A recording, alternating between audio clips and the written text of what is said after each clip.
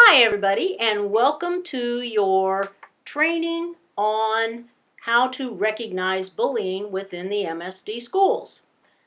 The bullying law is actually 9 pages long. We are not going to bore you by reading the entire law to you. However, we have summarized it on slides, and we will ask you to please thank a teacher and read the slides as we go through them. On this slide, please note that the words to the left, harass, ridicule, humiliate, intimidate, and harm, are part of the definition of bullying. Those definitions off to the right in quotation are supplied by Dave Emmett, General Counsel to the Indiana School Board Association, to explain what those are.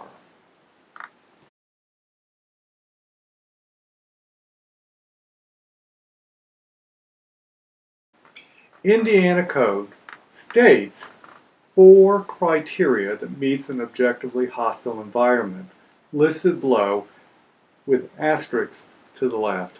Please pay attention to these 4 components.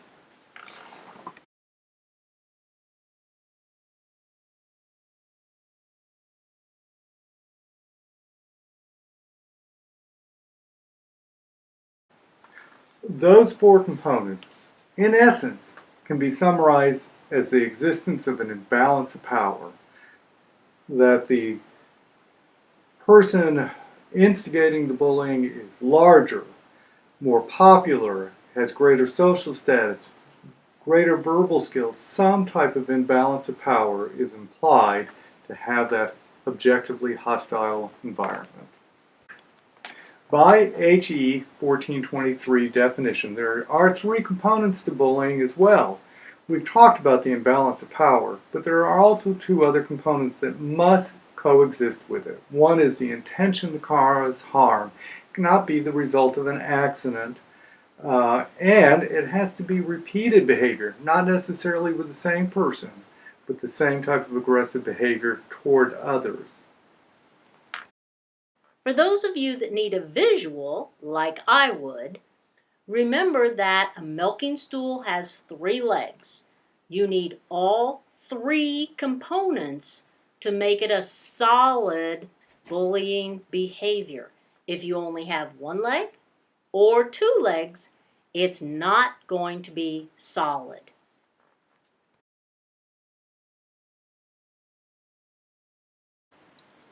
Bullying is not pure conflict, horseplay, fighting, disagreements, arguing over what's the best school, Purdue or IU or Notre Dame.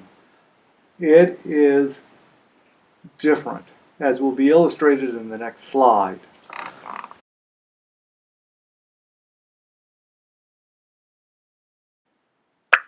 Sometimes it's really difficult to understand the difference between rough play, fighting, and bullying. This matrix gives you a general idea of how to separate those. Notice that in the bullying column, it goes back to that milk stool with 3 legs. All 3 components have to be there. Sometimes the bullying behavior is not just towards one student, although typically they usually have one target, but they might have more than one target. So you can tell by looking through this if it maybe is rough play or a fight, or if it has all of the components of bullying. Please take some time and read through this matrix.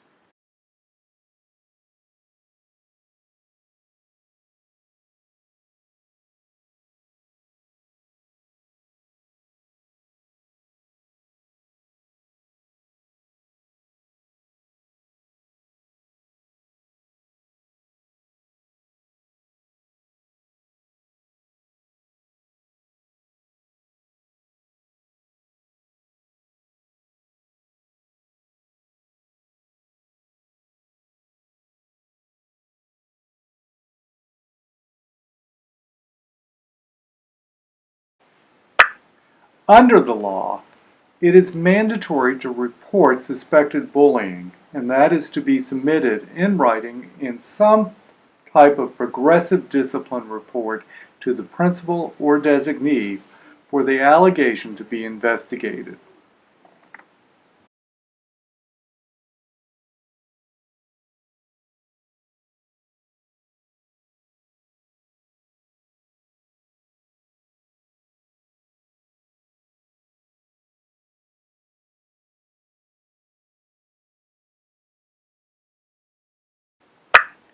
A complicating factor is that the bullying event does not need to occur on campus for it to necessitate a report.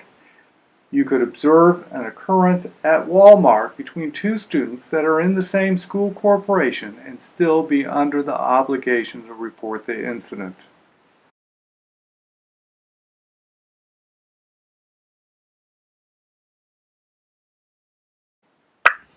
There are four types of bullying that we need to be aware of: physical, Verbal, social relational, electronic or written communication, hitting, kicking, spitting, pinching, slapping, mean teasing, put downs, threats, harassment, name calling, leaving someone out intentionally, gossip, rumors, threatening notes, emails, texts, images that embarrass or humiliate.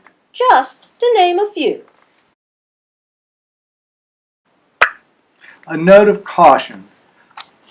When an incident has occurred that you think may be bullying, reserve that statement as a suspicion and let it be investigated by the principal or designee where it can be substantiated.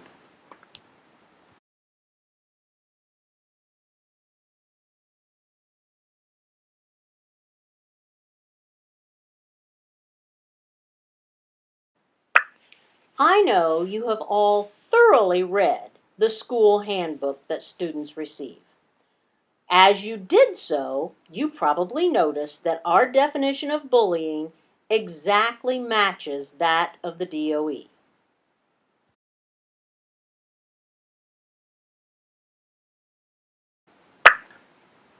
HE 1423 also indicates that the school had certain responsibilities that they have to meet. The first is that every student from grades 1 through 12 need to be educated on bullying prevention, identifying bullying. And that needs to occur by a counselor or a school safety specialist or a school resource officer. The other is that the targeted student and the student who committed the substantiating bullying behavior must receive some type of service or response to the incident.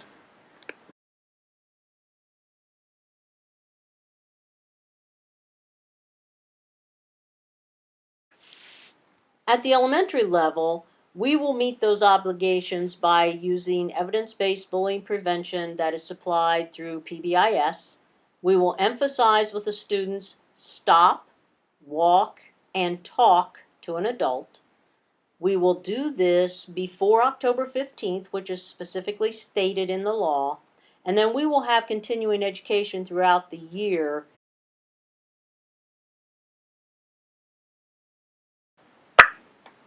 If you observe a situation that you suspect might be bullying, you're advised to separate the students involved, get their names, but don't question them at that point. Let that be part of the investigation on the principal's behalf. Use the discipline form, write down what you saw, what you observed, or what you've been told, and don't try to resolve the incident on the spot. And don't assume that those students will resolve it themselves. This way, you don't go out on a limb and you follow the intent of HEA 1423.